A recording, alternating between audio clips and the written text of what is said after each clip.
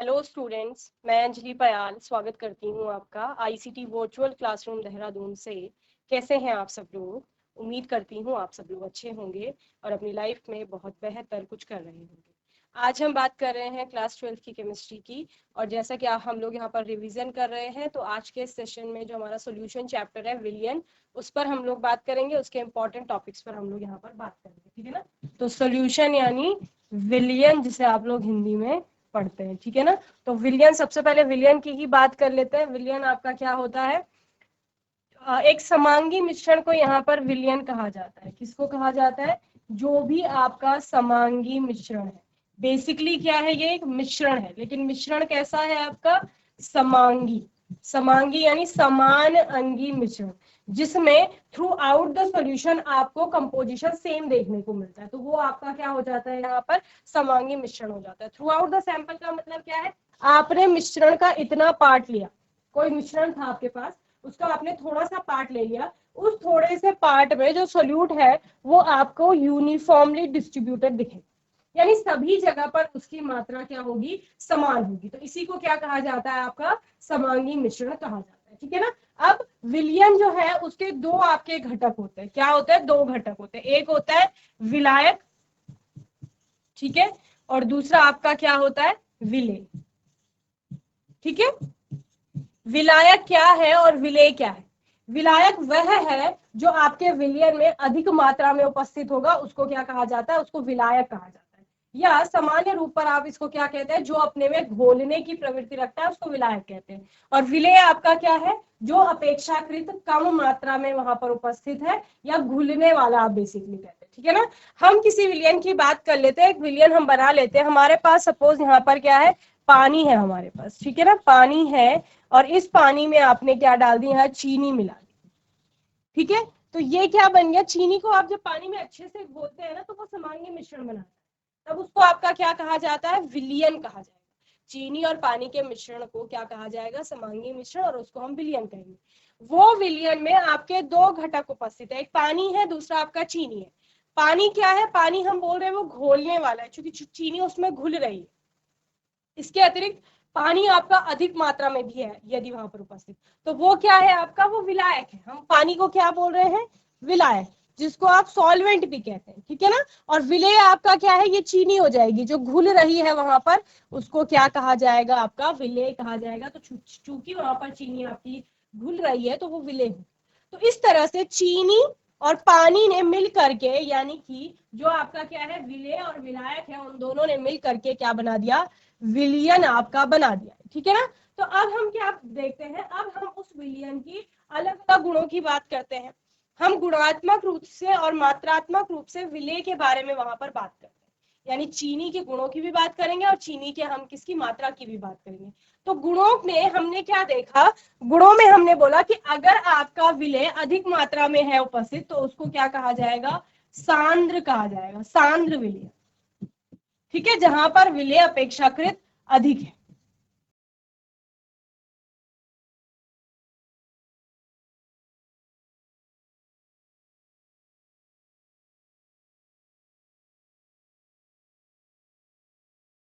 ठीक है, यानी आपने क्या किया? आपने पानी लिया और उसमें बहुत सारी चीनी डाली, तो वो कैसा हो गया? वो कॉन्सेंट्रेटेड सोल्यूशन हो गया, ठीक है। दूसरी तरफ आपने क्या किया? पानी लिया, सपोज एक गिलास पानी लिया, और उसमें बहुत चुटकी भर आपने चीनी डाल दी, तो वो क्या हो जाएगा?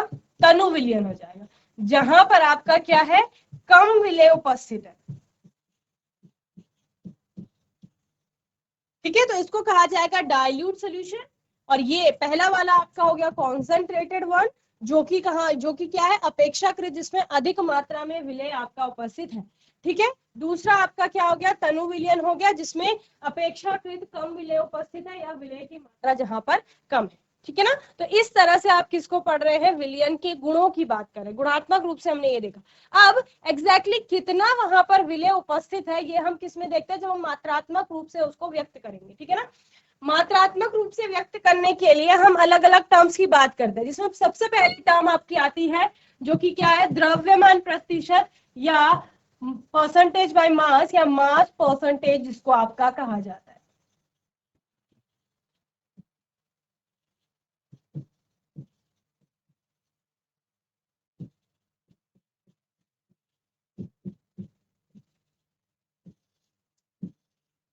ठीक है, अब ये द्रव्यमान प्रतिशत आपका है क्या, सबसे पहले इसको समझ लेते हैं। द्रव्यमान के प्रतिशत की हम बात कर रहे हैं, द्रव्यमान का प्रतिशत आपका होगा क्या, जब भी आप किसी विलयन की बात करेंगे उस विलयन में उपस्थित विलेय की जो मात्रा है, ठीक है, उसको आप पूरे विलयन की जो कुल मात्रा होगी यानी कि कुल उसका द्रव्यमान होगा उससे विभाजित कर देंगे और गुणा 100 कर देंगे तो आपको द्रव्यमान प्रतिशत मिल जाएगा विलेय का। इसी प्रकार से आप किसी भी अवयवी घटक के द्रव्यमान प्रतिशत की गणना करेंगे तो वो कैसे करेंगे, जब आप उस पर्टिकुलर अवयवी घटक के द्रव्यमान को उसके कुल द्रव्यमान से विभाजित करते हैं और 100 से गुणा कर देते हैं तो इस प्रकार से उस पर्टिकुलर कंपोनेंट का आपको द्रव्यमान प्रतिशत प्राप्त हो जाता है। ठीक है ना, तो इस तरह से हम द्रव्यमान प्रतिशत की बात करते हैं। चलिए, तो क्या कहा मैंने, सपोज हम लोग बात कर रहे हैं किसी भी अवयवी घटक की, ठीक है ना, तो द्रव्यमान प्रतिशत का फॉर्मूला उसके लिए क्या होता है,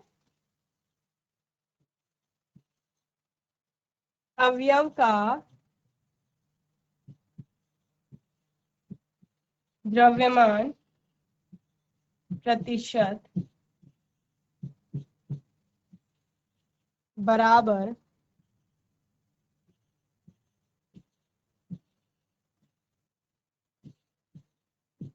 अवयव का द्रव्यमान बटे विलयन का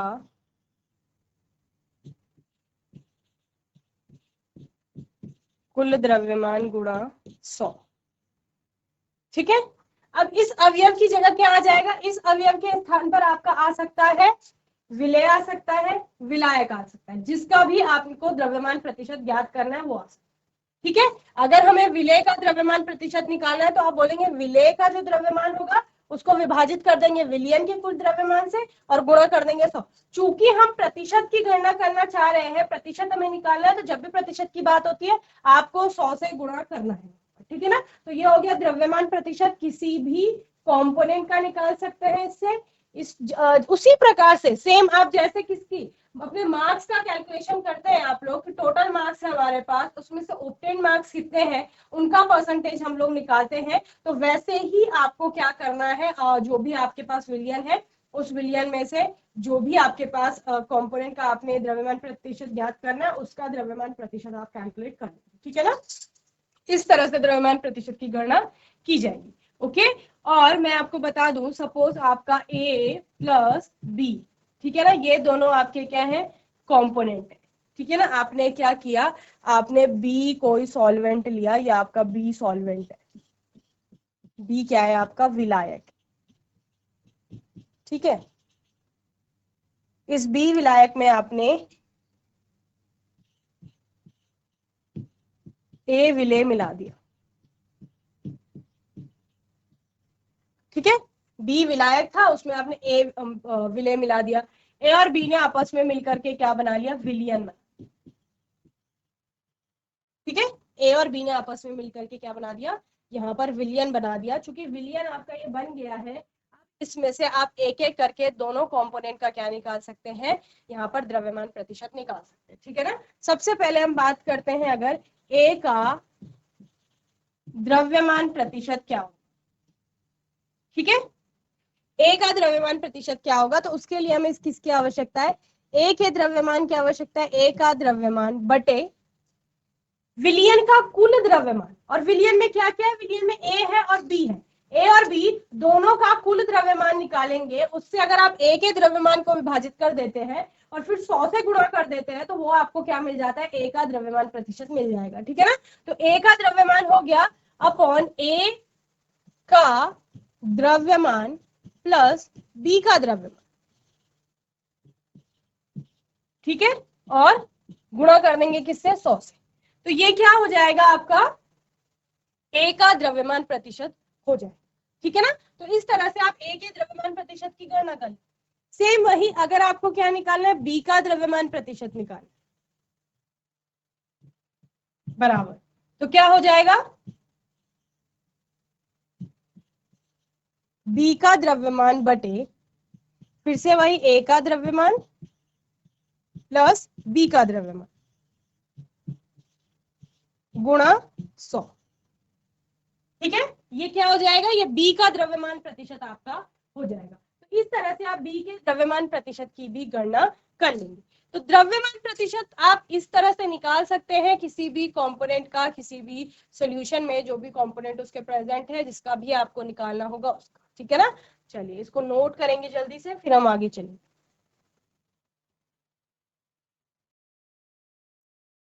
चलिए ये आप लोग कर लेंगे। इसके बाद हम बात करते हैं कि जब हमने द्रव्यमान की बात की तो मात्रक क्या होगा द्रव्यमान का। तो द्रव्यमान का जो मात्रक होगा यहाँ पर वो आप ग्राम लेंगे, ठीक है ना। 100 ग्राम आप स्पेशल अगर आप एक डेफिनेशन में बात करें तो 100 ग्राम सोल्यूशन में जितने ग्राम आपके वहां पर विलेय के उस कंपोनेंट के प्रेजेंट है वही उसका द्रव्यमान प्रतिशत हो जाएगा, ठीक है ना। चलिए एक न्यूमेरिकल दे रही हूँ मैं आपको।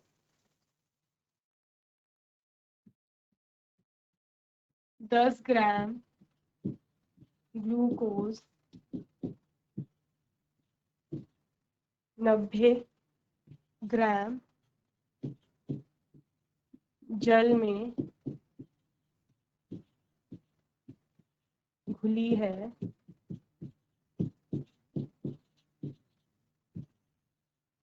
विलयन का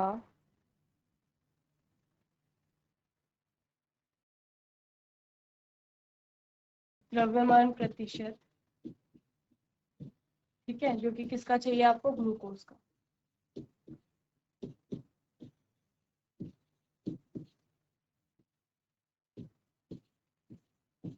याद कीजिए, ठीक है। ये प्रश्न है आपका, इसको आपने करना है सॉल्व।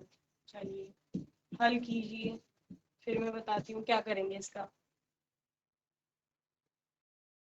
ये सॉल्व किया किसी ने, देखिए क्या क्या दिया, 10 ग्राम ग्लूकोज है, 90 ग्राम जल है।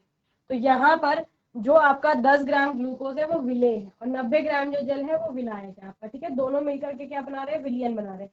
तो सबसे पहले हम बात कर लेते हैं कि यहाँ पर ग्लूकोज और जो जल है उसको मिला करके द्रव्यमान हो कितना रहा है। तो पहले ग्लूकोज का द्रव्यमान, बहुत इजी सा क्वेश्चन है ये आपका, 10 ग्राम, फिर जल का द्रव्यमान बराबर 90 ग्राम, ठीक है ना।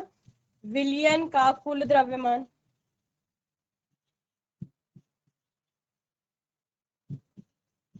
बराबर 10 प्लस 90, 100 ग्राम। ये गलतियां बहुत करते हैं आप लोग कि 10 को आप डिवाइड कर देते हैं 90 ग्राम से, नहीं, हमने विलयन के द्रव्यमान की बात की है। तो हम क्या करेंगे, विलयन का ही द्रव्यमान लेंगे। तो हमें निकालना किसका है, ग्लूकोज का निकालना है।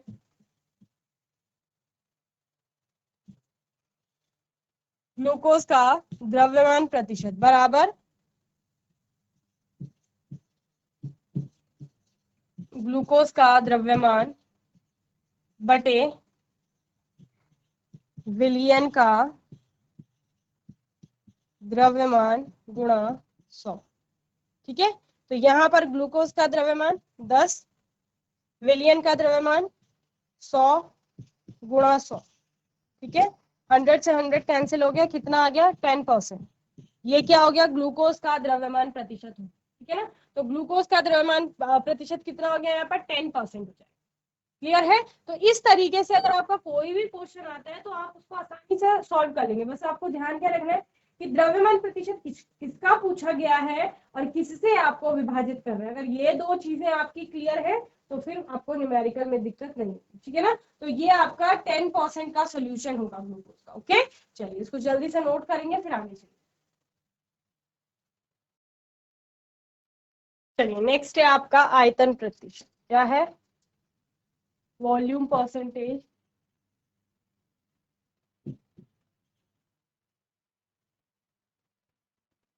या परसेंटेज बाय वॉल्यूम या आयतन प्रतिशत जिसको कहा जाता है।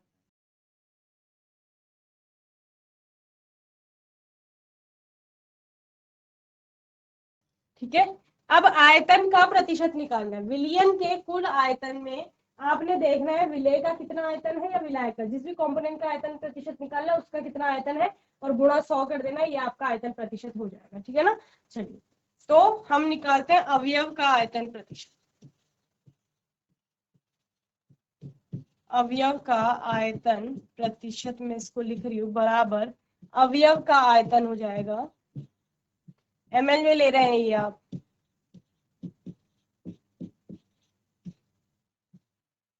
बटे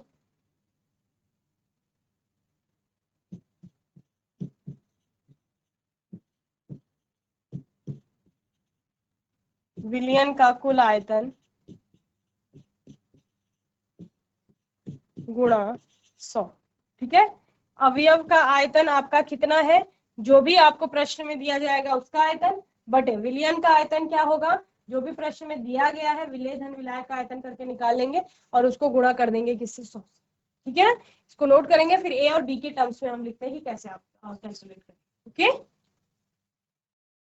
चलिए सपोज आपको ए का आयतन प्रतिशत निकालना है, ए और बी हमने एक सोल्यूशन बनाया था ना, ए का आयतन होगा आपके पास, ए का आयतन प्रतिशत बराबर हो जाएगा ए का आयतन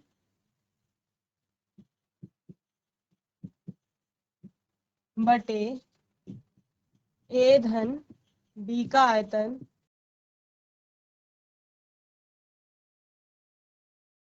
गुणा 100।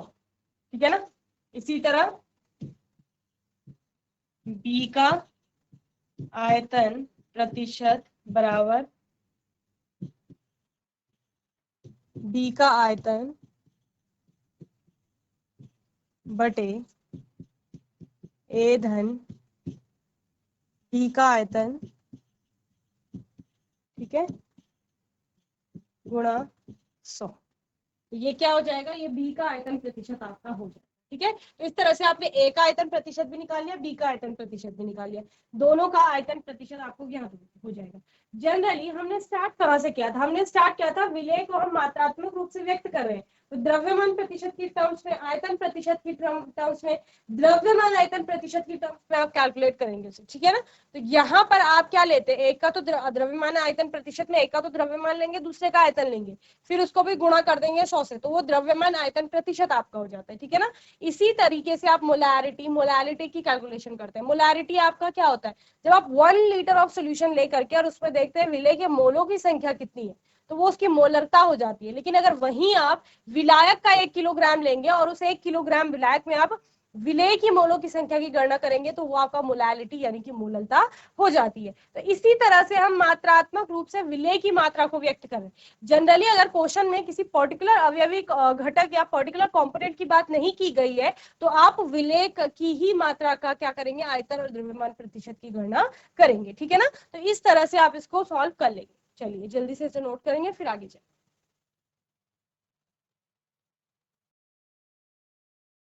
चलिए, तो इनसे आपके क्वेश्चन आते ही आते हैं डायरेक्ट, कभी कभी पूछ लेता है कि इसका द्रव्यमान प्रतिशत निकालो, इसका आयतन प्रतिशत निकालो, तो वहां पर आपको ध्यान रखना है कि कौन सा विलायक है, कौन सा विलेय है, कौन सा आपका विलयन है, किस तरह से आपने द्रव्यमान और आयतन प्रतिशत की गणना करी। ठीक है ना, यहीं पर एक और टर्म आता है आपका द्रव्यमान आयतन प्रतिशत, उसके बारे में मैंने आपको बताया, मोलैलिटी के बारे में एक शॉर्ट फॉर्म में आपको बताया, मोलैलिटी के बारे में आप लोगों को बताया। एक और आता है मोल फ्रैक्शन, जहां पर आप नंबर ऑफ मोल्स का अनुपात निकालते हैं, मोलों की संख्या का अनुपात निकालेंगे, और जिस भी पर्टिकुलर कंपोनेंट का आपको मोल फ्रैक्शन निकालना है, उस कंपोनेंट के मोलों की संख्या बटे कुल विलयन में जितने भी मोल उपस्थित है उन मोलों की संख्या का अनुपात निकालेंगे, तो आपको उस कंपोनेंट का मोल फ्रैक्शन पता चल जाता है। एक आता है पार्ट्स पर मिलियन, जब आपका विलय की मात्रा बहुत कम होती है, ठीक है ना, विलायक अधिक है, उसमें बहुत कम मात्रा में विलय आपका उपस्थित है, तो आप क्या करते हैं, वहां पर पार्ट्स पर मिलियन में सांद्रता को व्यक्त करते हैं। ठीक है ना, तो यही पार्ट्स पर मिलियन आपका कहलाता है। ठीक है, तो क्या क्या हो गया, द्रव्यमान प्रतिशत, आयतन प्रतिशत, द्रव्यमान आयतन प्रतिशत, मोलैरिटी, मोलैलिटी, मोल फ्रैक्शन और पार्ट्स पर मिलियन। ठीक है ना, ये सारी टर्म्स आपकी आती ही आती है, इंपॉर्टेंट एग्जाम में कभी सिर्फ डेफिनेशन पूछ लेगा आपको, कभी उनके आपको पूछ सकता है कि मात्रक क्या होते हैं, किसमें आप इनको व्यक्त करते हैं, उनके बारे में आप लोग बताएंगे। इसके अतिरिक्त कभी कभी न्यूमेरिकल आपका पूछ लेता है, तो वो आपको सॉल्व करनी है। ठीक है ना, आगे के जो आपके न्यूमेरिकल बनते हैं थोड़ा इसमें और अच्छे वाले, उन न्यूमेरिकल में भी कभी कभी ये बेसिक टर्म्स को आपको सीखना होता है, समझाना होता है, और इनके बेसिस पर वो वाले न्यूमेरिकल को आपको सॉल्व करना होता है। तो ये वाला जो भी पोर्शन अभी पढ़ाया गया है, ये आपको अच्छे से आना चाहिए और आप इसको ध्यान से पढ़ेंगे, क्योंकि बहुत बार रिवाइज करवाया जा चुका है आपको, ठीक है ना। बाकी आपका कोई डाउट होगा, क्वेश्चन होगा तो आने वाले सेशन में आप लोग पूछ लेंगे। और तब तक के लिए आईसीटी वर्चुअल क्लासरूम से जुड़ने के लिए धन्यवाद।